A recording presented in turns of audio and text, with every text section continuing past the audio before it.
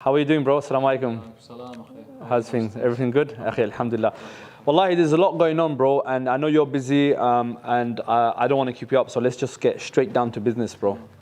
Akhi, there's a lot of questions right now as to what's going on, and a lot of people want to know, yani, what's going on with areas being sold, bro. So I really want, from your experience, and you as someone that's always on the front line, and everyone witnesses, the bear witnesses to that. Brother Abdussamed, Allah Mubarak, may Allah protect you, akhi, is always on the front line, always with the military guys, knows what's going on amongst the military. Akhi, we really need to understand, yani, how much trust we can have in the rebels. And today I really want to understand from you, and I know a lot of our audience will understand from you, historically, over the last 2, 3, 4 years, where a lot of areas have been lost, where we're talking about Dara or Ghouta or Homs or southern areas of Idlib. Yani, were they sold? And if so, how were they sold? Yani, what's the tertib, what's the system of areas being sold, bro? So this is the kind of things I want to address with you today, inshallah, if it's okay with you, bro. Inshallah, may Allah give us success in explaining it the best way, inshallah, and we try to speak the truth and truthful, you know. May Allah make us from amongst the truthful, akhi. It goes back to, I don't want to go too much back, but I just want to touch upon some historical events in Syria, in the Syrian revolution, or in the jihad of Syria, since 2011. It all started in 2015 when Russia got involved in Syria. Because the Mujahideen were taking over vast areas and were taking over Idlib city, and they were rolling on the Ghab plains and northern Hama, and they even reached nearly Hama city. And this happened in periods of months. Exactly, short periods. In like 3 months' time, the Mujahideen had taken over areas of kilometers, not meters, cities, like kilometers. Like Jisr Shughur is a big town. Idlib city is a big city, and the surrounding areas like Ariha and Qarmit, the Muaskar Qarmit, which was like an important military camp of the Assad militants. And many places were taken over by the Mujahideen. This was Jaish al-Fath, the operation, the first time ever. So what is Jaish al-Fath? Jaish al-Fath was a operations room in that time when they made this operations room, which was like containing Ahrar al-Sham and back then Jabhat al-Nusra and all the Islamic factions and the rebel factions, the FSA groups. They were all unified and trying to push back Assad militants from the areas, to take over areas. And they were successful. In a time span of 3 to 4 months. They had taken over, maybe over 50 to 100 kilometers of land. Is that the time square, they reached square Kassab kilometers? And the seaport and what? The Kassab times was in 2014. Okay. 2014, so this was separately. This was the second phase of the positive vibes for the Mujahideen in Syria. So what happened is these events forced and caused Russia to intervene in Syria. So when Russia intervened in 2015, they started using serious weapons against the Mujahideen and the rebel factions. For those that don't know Russia, yeah. If we put Russia on the global scale of military, where do they rank, bro? How big is Russia militarily? You can compare Russia with NATO. NATO, not even just not one just country. One like country, no. You can, NATO. And NATO consists of America, China, Russia. That's like the world powers. NATO consists of all European countries, involving Turkey also, involving Germany. Huge superpower. Of course. So this is what Russia is. Russia is one of the strongest military forces in the world. And obviously the strongest force is the force of Allah Azza wa Jal. So the Mujahideen were successful up until now, since 2015, to hold on to still many areas, and they put up a hard fight against Russia. So what happened is, when Russia started doing their tactical warfare against the Mujahideen, and they started taking over some areas, many refugees went to Turkey or to the Turkish border. So this caused and forced Turkey to intervene more too. Before, Turkey was always supporting the rebel factions and the revolutionaries since 2011, as they did also with the Ikhwan Muslimin in Egypt. And so Turkey was always on the revolutionary side, and on the more Islamic side since 2011, since the Arab Spring started in the Arab countries in the Middle East. So this caused Turkey and forced Turkey to intervene also in the Syrian folder and in the Syrian Saha or field. So Turkey and Russia came to deals. The first meeting was in Astana. Which was when? Astana was, Wallahu alam, after the fall of Aleppo, the siege of Aleppo. This was somewhere around 2017, I think. Yeah. End of 2016. Yeah, after Aleppo. Beginning of 2016. 2017. Yeah, 2016 was like in the winter of 2016, Aleppo, sorry. So Astana happened after Aleppo, so 2017, if I'm not wrong. And it continues up until now, like just recently in 29th of September, there was the Sochi meeting. They changed now the area from Astana to Sochi because they excluded Iran over the time of the meetings, and now it's just between Turkey and Russia. So what happened, Akhi, is in these meetings, there were diplomatic deals made between Russia and Turkey, which was excluding the Mujahideen. There were some rebel factions, which are Turkish-backed, which are American-backed, yeah, which were sellout groups. They agreed to these deals and they actually went in the Astana meetings, you know, like groups like Jaish al-Islam who had sold out Ghouta, who have handed over more than 60 working tanks to the Assad regime, and they've pulled out in green buses from those areas without putting a fight towards the northern areas of Syria, to northern Aleppo, which is now the Euphrates Shield, Euphrates Shield areas. So you gotta separate the Mujahideen or the rebel factions who never were included purposely, and from their side they didn't want to take part in these political deals, and the ones who are ready to sell out. As long as you give them the money and the position, after everything is over, they will be happy with it. Bro, you know, you say this, and I've got a few of my colleagues, doctors and whatnot, that are from Dara. Which was besieged for 3-4 years in the south of Syria. No, the areas of Dara. Yeah. Groups, you mentioned groups that sold out and went to freed areas of northern Aleppo. There are groups that I've been told has sold out and joined the Assad militants. Joined the Assad reconciliation groups. reconciliation groups. Exactly. And fought for the Assad military. Exactly. And they proper sold out. They sold out the areas. Exactly. Sold out. So there's definitely groups that are and have been selling out, right? Yes, of course. So we got to separate these two parties, you know, which are not specific groups. There were groups that had sold out, you know, and there were groups which were on the side of we're not going to give up until we reach what we want to, which is to get down Bashar al-Assad from his throne and to make a just system for the Muslimin and for the people in Syria. So this was the main goal. So these people, they didn't give up and they were still fighting, which were forcefully displaced from those areas to Idlib, to the area of Idlib. So what happened is, basically, I spoke too much and I don't want to go off topic. No, what you're saying is very, very clear for me anyway, and I hope the people as well. Yeah. So are we saying that the groups that took part in Astana agreements, and there were rebel groups that took part, are you saying they sold out? Of course. Of course. And where are these groups now? All these groups are right now in the Euphrates Shield areas, which is Turkish-backed, which they fought for Turkey against ISIS and against PKK, and they took these areas which are in the northern Aleppo areas, which is like from Afrin up until to Jarablus, those areas. They are Turkish-backed, and all these rebel factions, or most of the rebel factions over there, they were included in the Astana deals, and they are basically doing whatever Turkey is telling them to do. So in what you're saying, these groups or these rebel groups went to Astana under Turkish leadership. Basically. And they followed Turkish orders to sell out areas. Basically, yeah. So we agree that Turkey is making deals against the revolutionaries and making deals to sell out areas in Syria. Basically, for whatever reason, I'm not going to try to excuse them. Turkey has its own interest. Turkey has its own interests, and Turkey over the past years, I think they see that also, that they had a failed policy in Syria. You know, so since the recent 1 to 2 years, you know, since the fall of Khan Sheikhoun and all these areas, they have changed their stance now. You know, because right now it reached Turkey's red lines. That's it.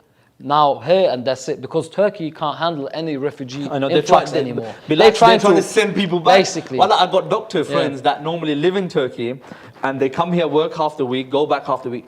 Their Turkish residency is being scrapped. Yeah. They're telling them go back to Syria. They're making life difficult for the people, so they go back. They even support the charities to build housing complexes, so these people have like a place to live again in their own country. So it's not in their interest right now to sell what is left of Idlib. Of course not. Yeah. Of course not. But up until now, look, I can speak from my own experience. I was besieged in Aleppo. In the siege of Aleppo, the last 2 weeks, most of these Turkish-backed groups, they had pulled out from their positions, from their frontline positions. So the only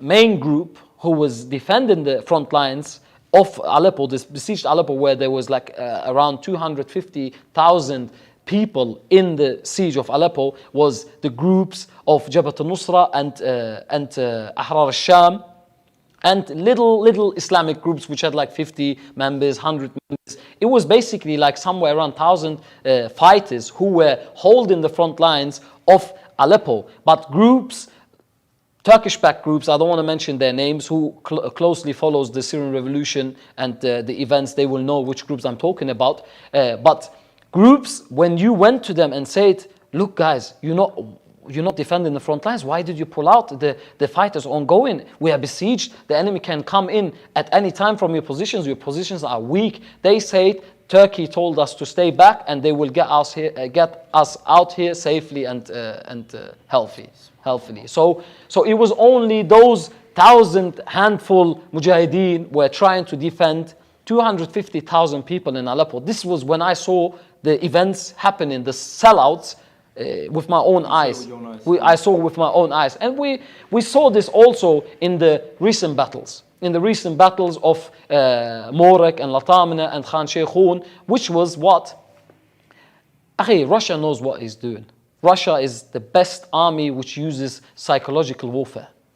The best army. They have defeated Russia, they have defeated America with the same tactic, with psychological warfare, with troll accounts, with spreading rumors, with spreading lie news to break the will of the people who are revolting against them. So whoever supports these lies to be spread, then they are also from them. They are traitors also, willingly or non-willingly, wallahu alam, but there is no excuse for this, So we got to understand that Russia knew where the weak positions are of those Turkish-backed groups that sold out and they are willing to sell out, and even village locals who are ready to reconcile with the Assad regime. So before the battle even started of Kafran Buda and Khan Sheikhoun and all these battles, they sent their people to make agreements with the locals in those villages and towns which are pro-regime, but they are still living under the rebel-controlled areas because it was just their towns and villages they didn't want to leave and go, So they made deals with them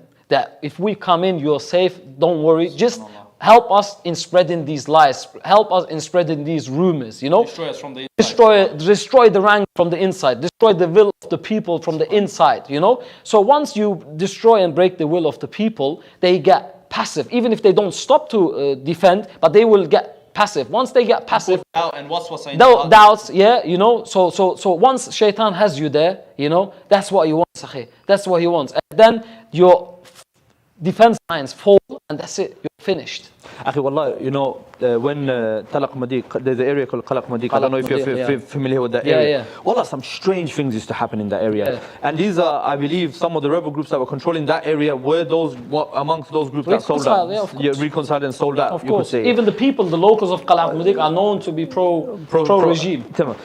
I remember I was 2 villages away. Wallah, I've got this on my timeline. If you go back on my timelines, what is left of it. I was 2 villages away when we set up a medical point because that area was being smashed. Yeah. We set up a medical point. I just see everyone running. I woke up one morning and I see families just running. And everyone just saying, the regime's just there. Yeah, because they let them in. Yeah, and I'm like, I didn't hear no fighting. Yeah. I didn't hear no fighting there. I'm like, what do you mean? And I'm going to some of the rebels that are around our point and we're getting Howins falling on us, bombs landing on us. I'm just hearing Howins coming in.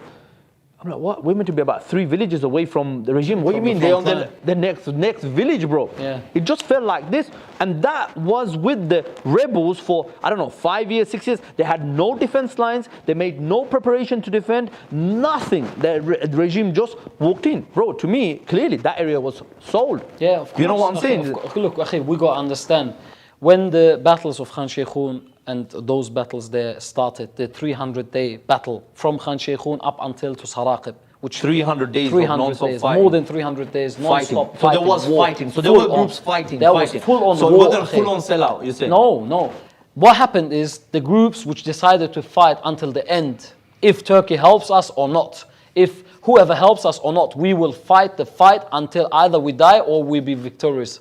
That was it. These groups decided to form a operations room just in the back in the days I just spoke about in the early minutes, about like Jaysh al-Fath.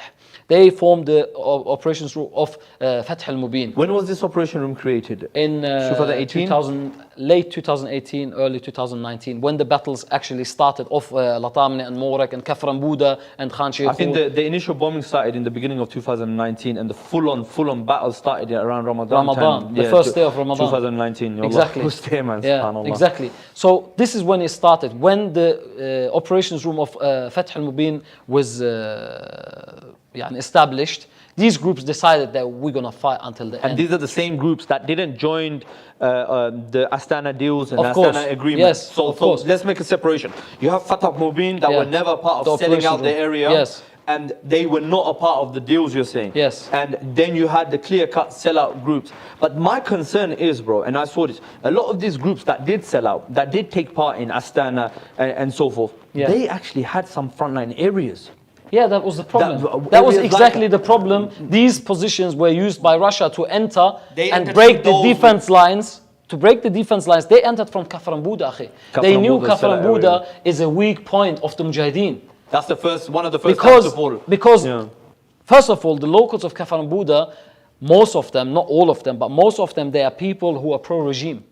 So even when the first defense line was about to fall, غرفة عمليات فتح المبين, the operation room of Fath al-Mubin, tried to enter Kafran Buda to defend Kafran Buda. The people of Kafran Buda, they made protests and they stopped, they cut the road and they threw stones at the Mujahideen.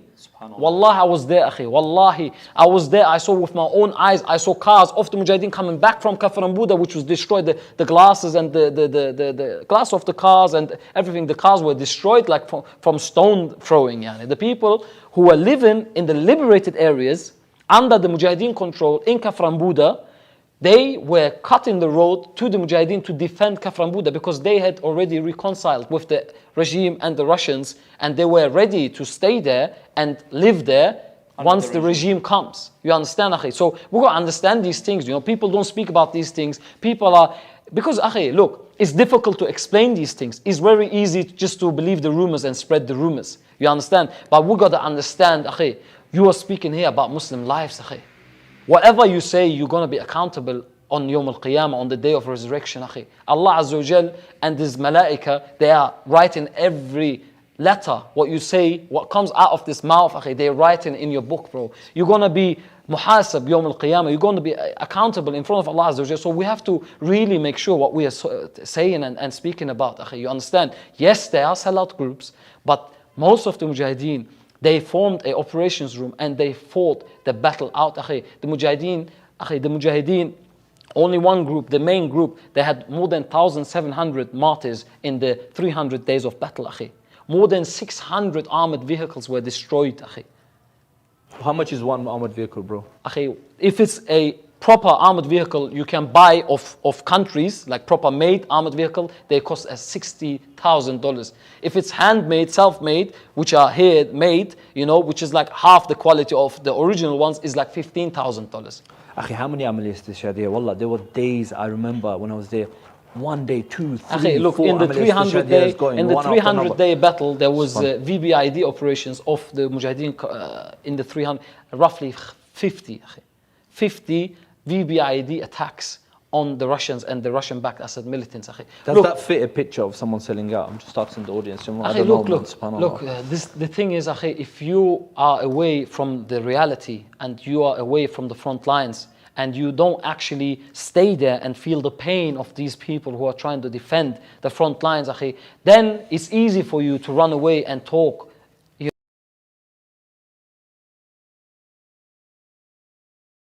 I'm going to be straight with you. The reason I called you in, because I'm quite hurt. I'll tell you why I'm hurt. You know, I was there, akhi. My team were there from before the battle. Yes. Because we knew battle was coming up, so we went in January to prepare. January 2019, we sent our teams in and we started preparing at Cave Hospital. Remember you came and recorded with me in February. You saw what we're doing. I was there from before the battle. And we rode till the last days of the battle. We was there from the beginning to the end. Till until Khan Sheikhun was nearly under siege. When the Mujahideen had to pull out because Russians flanked Khan Sheikhun. Wallahi, I hardly saw my family them times. Wallahi, Nina, every day, every night I was there.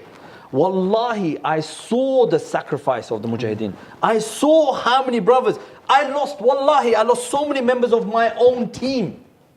You know how many of our medical points got hit? Of course. I lost so many members of my own team.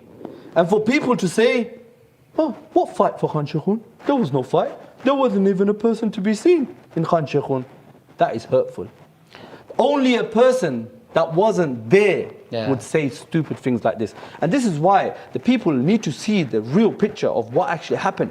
And if you don't believe me, just go back on my timeline during the times of these battles. Wallah, I remember Ramadan. I remember not eating, not even having time to break our fast, not even having time to have suhoor, operation after operation, injuries after injuries. The blood of the Mujahideen was spilled. So much sacrifice made for people to say, what battle? Akhi, look, if they don't believe you, and if they don't believe the sellout Mujahideen, as some people say, and if they don't believe me, akhi, wallah bro, as easy as it is, let them just go to Sputnik, okay? Or go the Russian state TV, akhi. Wallah, let them write, and they can contact me, akhi. I will send them all the links of the Russian videos, of the Russian drone footages. Where can they contact you? Where you at, bro? Let us know where you can find you. They can contact me on Twitter. I'm on Twitter.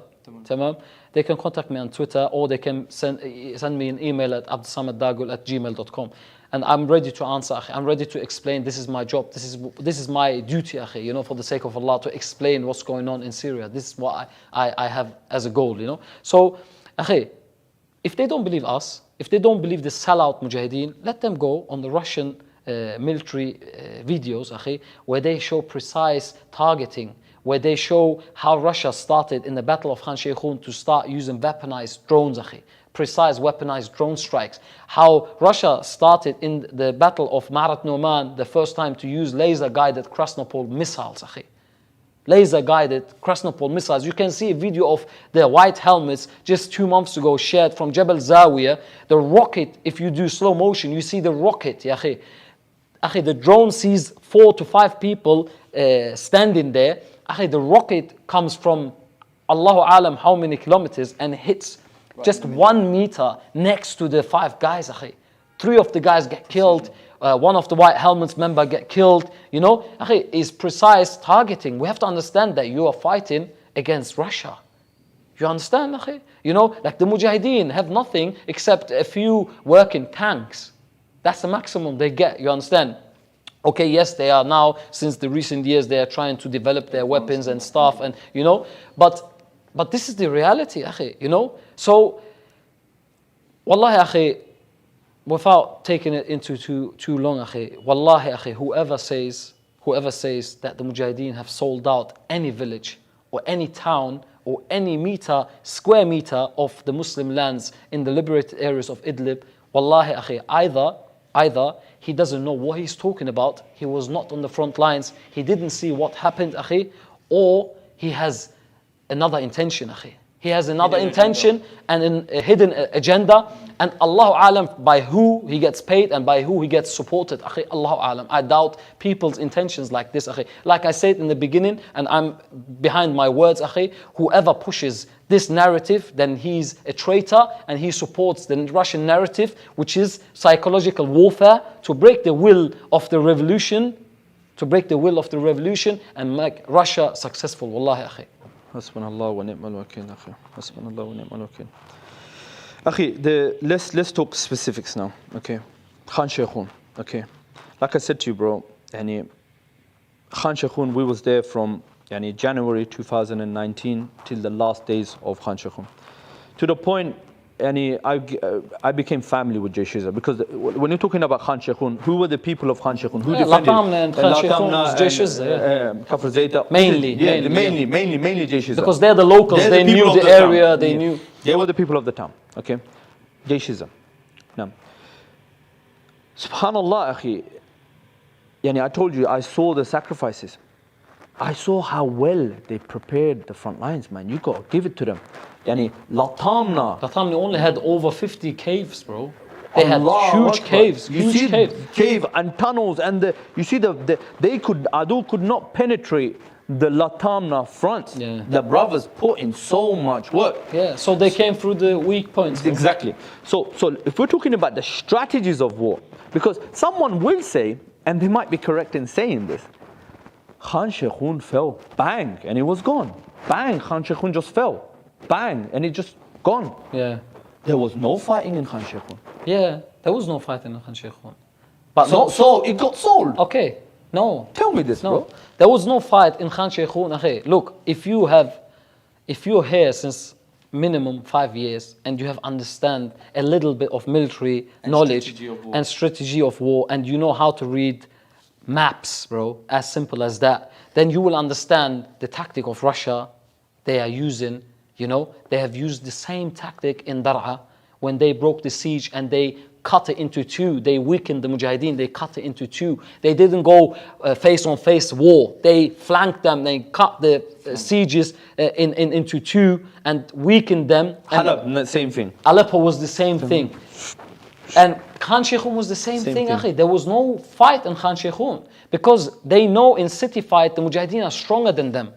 Because the Mujahideen have buildings and construction to hide and to seek protection from the planes and the airstrikes. Yeah. Because that's their main thing. The Russian army is using as the main thing as the scorched earth policy. They first burn the ground and then send their forces in the area. But because in the city fight, they don't know where the Mujahideen are. But so what they did, they came from the agricultural lands, from the flat lands where there was no buildings, no nothings, and which the Mujahideen didn't prepare because they never thought that the enemy will come that way. You understand? Because they had prepared the main fronts. And also some of the sellout groups which allowed the enemy to come from there, because they retreated from there. They didn't even know the Mujahideen that, look guys, we can't hold these positions, we are retreating. No, they just retreated. And the Mujahideen found the enemy in their backs. SubhanAllah, wallahi, towards the last days of Khan Sheikhun, I remember the main highway was cut. Yeah. And so when we were trying to get to the hospital, you never thought you would have to do the Tachim and defensive line from the northern side of Khan Sheikhun. Yeah. You never thought the Adu is going to be on the northern side of Khan Sheikhun. You always defended and made defenses on the southern side. But because the Adu came, surrounded Khan Sheikhun and cut off the highway. Even the last days, I remember, you couldn't even use the highway. Cut. And then we had to go through the tiny way out, one tiny road that was allowed for us to, subhanallah, bro. Only people that were there and experienced that and had to go in through these tiny roads and had to go through these drones knows what happened during this battle. Look, then when it got flanked and Khan Sheikhun was about to fall into siege, that's when the Mujahideen had to make a decision. Either stay besieged, or pull out. So they decided and said, look guys, we can't take this, because they had more than 60 days of fights in Tel Milh, in Zaka, in Jibbain. In those areas, there were more than 60 days of full-on battles in those areas, in Tel Hammamiyat. There was big sacrifices made by the Mujahideen, but Allah didn't want them to hold these areas. And what Allah had written happened, So the Mujahideen had to decide, okay, either we're going to fight until we die here, or we have to pull out and strengthen our new front lines against the enemy so they don't take more land even. You understand? So this is how Russia worked. They took it step by step. Let's talk about one night, bro. Tel Hammamiyat. Yes. What does that mean to you, man? Do you remember that night? Tel Hammamiyat, I think it was the the most severe fight, you know. And the thing is, what happened to me is, because it was nighttime, we got accidentally caught up in the fire. We were going to report and to film from where the Mujahideen were starting the battle and trying to run up on the Tel Hamamiyat, which was a very strategical hilltop. Yeah, so they tried it 3 times on Tel Hamamiyat. In the 3rd time, Allah opened it to the Mujahideen, you know. So I was there, and accidentally we were on my cross bike, and the brother who was sitting in my back was a local Syrian brother. He was saying, go this way and go that way, but because it was nighttime, he didn't know. He didn't see the road. He doesn't know, because you can't turn on the lights because planes are in the air, so you can't see nothing. You just basically trusting in the light of the moon. That's the thing. And if there is no moonlight, you're finished. You just gotta have like hawk's eyes. You understand? So we went the wrong turn, and we ended up where the tanks of the Mujahideen were, and they were just like bombing towards the enemy lines. And I was like caught up in there. I was like, are we right here, bro? Like, I think we're too much in. And even the Mujahideen were like, what are you doing here? Go back. Like, the enemy will bomb this area like at any time. And then the Russian planes started coming. And just in that 10 minutes, and there is a really, really, really famous video of the Russian drone. They're filming after the battle. After they retook the Tel Hamamiyat, they filmed in the daytime with drone footage the Tel Hamamiyat road. There is at least 10 armored vehicles burned and destroyed, and there are even Mujahideen bodies lying around them. They flew over this road and they filmed it, akhi. So whoever says these areas were sold out, wallahi, they need to fear Allah Azza wa Jal, akhi. Wallahi, they need to fear Allah Azza wa Jal. You know why? Because they eaten the flesh of these dead Mujahideen who have sacrificed their lives to protect the lands of the Muslimin, bro. You know? While you were sitting at home in your safe house, akhi, and comfortably, you know, that you speak about those people who didn't even put off their vest for 60 days, bro. They didn't have no shower for 60 days. Wallah, I know brothers, wallahi, they were doing for 20 days tayammum to pray because they needed a shower, and they couldn't have a shower because they had to defend the front lines, akhi. You understand? So it's upsetting, bro. It's upsetting and sad. You know, there's something I don't talk about much about that night, and I've not spoken about this before. Wallahi, that was a very, very difficult. If someone ever asks me which was the most difficult day in my years here, I would say it was the Battle of Tel Hamamiyat. Yeah, I came at 11:30 to the hospital after it was over and the Mujahideen had taken it over. But there was like many martyrs. Akhi, we had in the beginning at night time when the brothers kicked off after Isha or Maghrib, they kicked off. Yeah. Alhamdulillah, victory after victory, everyone celebrating. And I remember doing a video and I was like, yeah, Alhamdulillah, Allah has given us victory. Shame on you, Russia, and blah, blah, blah.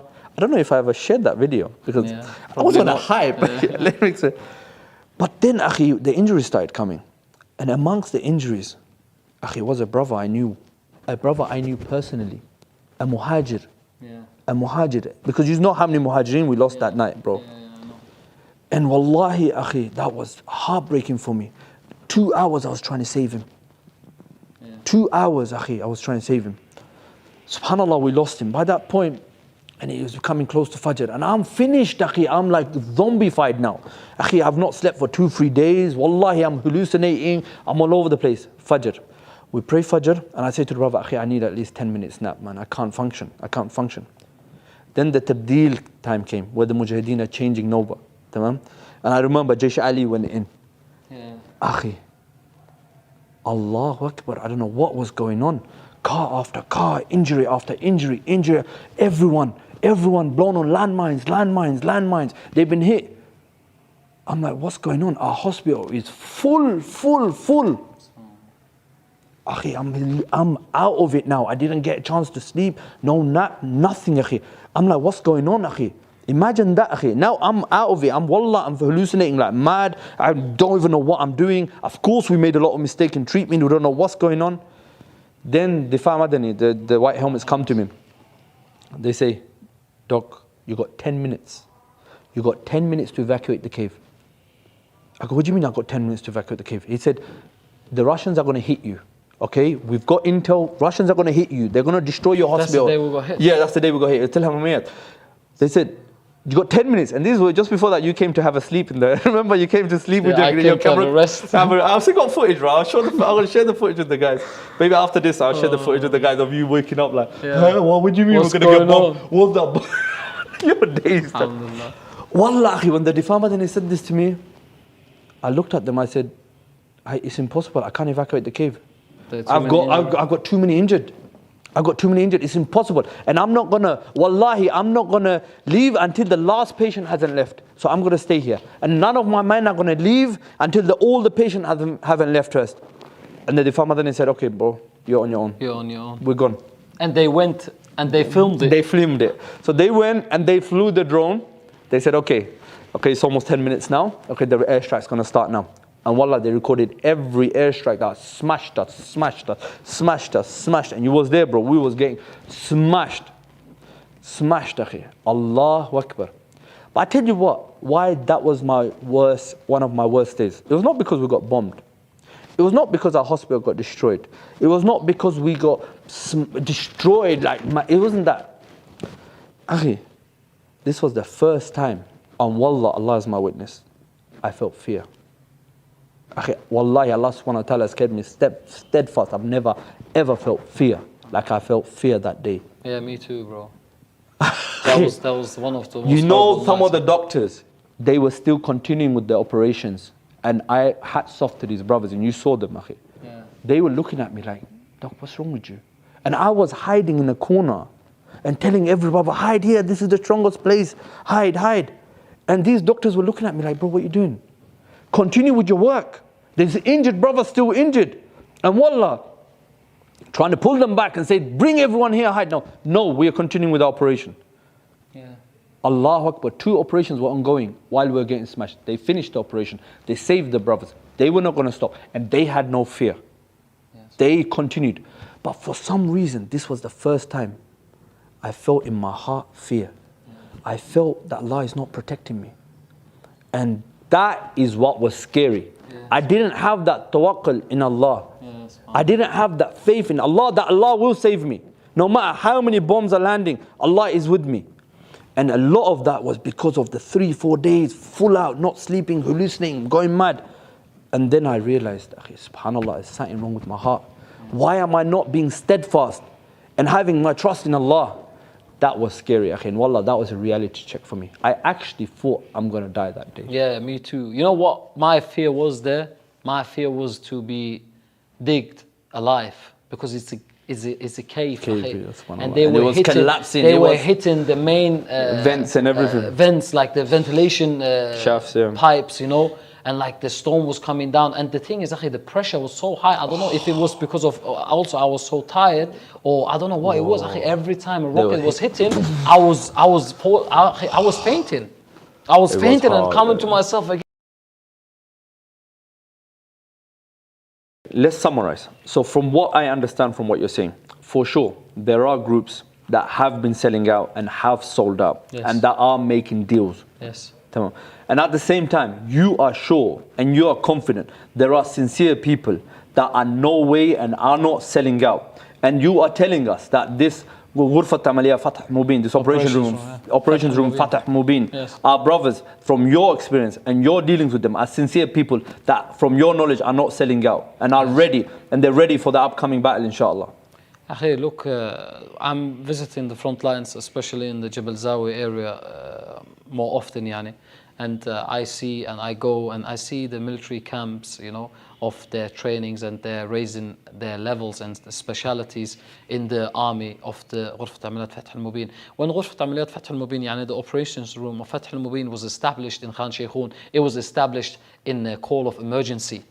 But since the battle has stopped, and since the kind of ceasefire is ongoing since more than a year now, estimately, they had really good time to prepare themselves to recruit new soldiers, to prepare their night forces, because in the recent battles, Russia saw the weakness of the Mujahideen in the night capabilities. So they did most of their advancements on the villages and towns in the night times. But now the Mujahideen and the Operations Room of Fath al-Mubin, they have prepared their night capabilities, and they have upped the game and the night capabilities. They have upped their games and the armored vehicles. They have a proper army system now. Everything is under one leadership, under one operations room, where all the groups are inside, and all the groups and all heavy weaponry and light weaponry and ground forces, everything is being controlled from this operations room. So we have big hopes